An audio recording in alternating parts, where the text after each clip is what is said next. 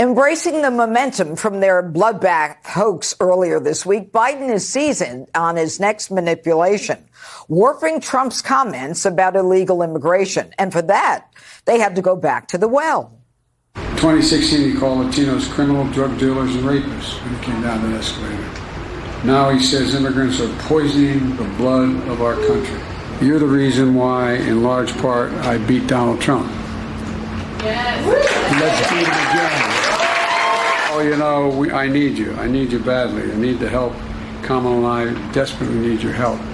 Joining me now is Rachel Campos-Duffy, co-host of Fox and Friends Weekend. You know, Rachel, in one breath, he lies about what Trump said, and in the next, he begs for Latino support. Is anyone falling for this?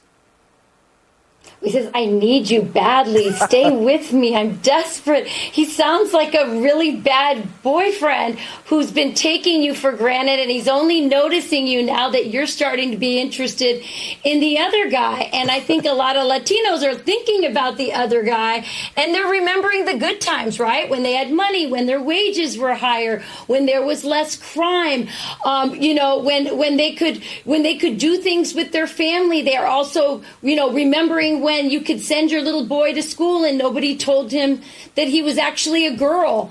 And they're also, Judge, remembering that this guy, Joe Biden, is a stalker, that he sent the FBI into your Catholic church to spy on you. And so I think this idea that, hey, look at me, stay with me, the other guy's a racist, I don't think it's going to work this time, because I don't think Latinos love Biden. And guess what? I don't think they love Trump. They love their families. And I think they're looking at this situation, at this presidential election and this deterioration of our country and all these wars and all this chaos and the inflation and everything that's happening. And they're saying, I want to do what's best for my family. And I think that's where they're at. You know, the amazing part of it is, as he stands there and begs for their support, it sounded like there were 20 people in the room. But, it's this pandering, like the pandering that we heard in 2020. I don't know if we still have that. This guy despises Latinos. I understand Latino values. We just celebrated St. Patrick's Day. I hope you're not offended by my saying this, but, the thing about the Irish who came here, they're about family, about faith, about decency. Yes. And that's exactly what the Latino community is all about. Well, aside from that, I mean, his pandering and saying, I love Latinos, they're like Irish people, and, like I love, the music. I mean, it's not working. People are looking at the economy, inflation, immigration, and, Donald Trump is winning. And, he's winning in the swing states. So Joe Biden seems he can beg all he wants, but they're not buying it.